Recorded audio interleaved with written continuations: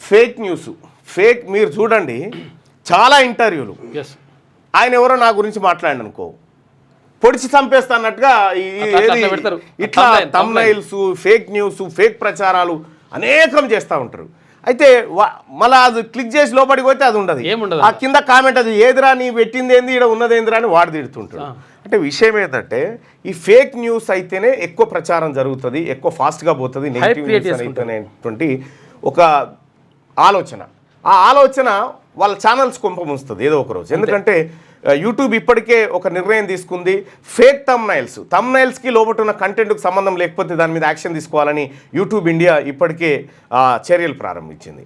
So అట్లా సంస్థలే అటు ఫేస్బుక్ కానీ ట్విట్టర్ కానీ ఇంకోటి కానీ ఫేక్ న్యూస్ స్ప్రెడ్ కాకుండా ఎక్కడికక్కడ వాళ్ళు నియంత్రణ చేయాలి.